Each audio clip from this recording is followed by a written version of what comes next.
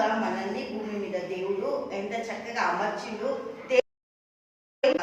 ఫలాలు ఫలించాలి. అందుకే ఆదికాండం 1వ అధ్యాయము 28వ వచనం, మీరు ఫలించి అభివృద్ధి పొంది భూమిని దేవుడికి మహిమ కలుగుతారు. మరి దేవుడు ఏమంటుండు, మీరు నాకు వేరుగా ఉండి ఏమీ చేయలేరు, దేవుడికి మహిమ కలుగుతారు. హల్లెలూయా.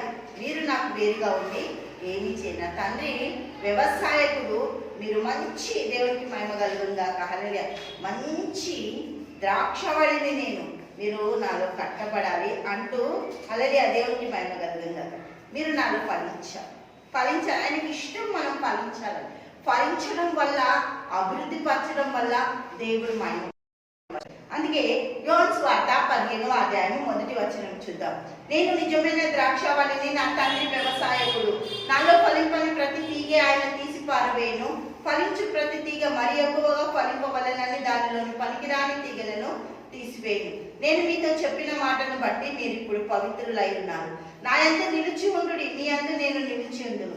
తీగే ద్రాక్షవల్లిలో నిలిచి ఉంటేనే గాని తనంతట తాను ఎలాగా ఫలింపదో, అలాగే నా యందు నిలిచి ఉంటే ఫలింపరు. ద్రాక్షవల్లిని నేను, తీగలు మీరు. ఎవడు నా యందు నిలిచి ఉండునో, నేను ఎవరి యందు నిలిచి ఉండునో వాడు బహుగా ఫలించును. నాకు వేరుగా ఉండి మీరు ఏమీ చెయ్యలేరు. దేవునికి స్తోత్రం. హల్లెలూయా. దేవునికి వేరుగా ఉండి ఏమీ కూడా చేయదు. దేవుని దగ్గర నుంచి వేరైపోయింది మేరాబు. హల్లెలూయా. దేవునికి స్తోత్రం. ఎవడైనా నా యందు నిలిచి ఉండని ఎడల వాడు తీగ వలె బయట పారవేయబడి ఎండిపోవును.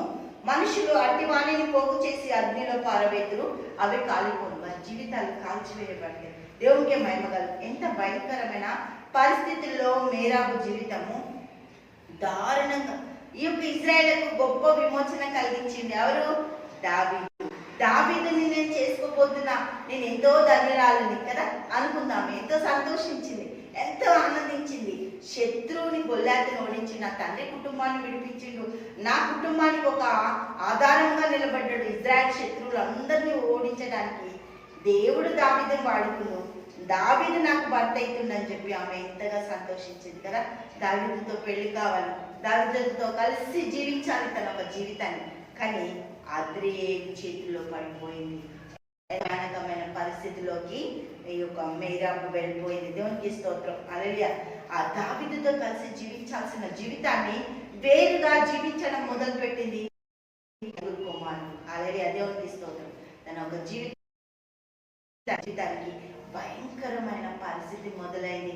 ఆ ఇజ్రాయెల్ చేసిన తప్పెదములకు, దేవుడికి స్తోత్రం, సౌలు చేసిన తప్పెదములకు అక్కడ ఉరి తీయబడడానికి 5 కుమారులు అప్పగింపబడ్డారు. తన భర్త చనిపోయింది, తన జీవితం నాశనం అయిపోయింది, మూగపోయింది గొంతు. ఆమె ఎత్తి మాట్లాడాల్సిన సమయంలో కూడా ఎక్కడ ఆమె నోరు తెరవలేదు. ఏడ్చి ఏడ్చి ఏడ్చి మూగపోయింది.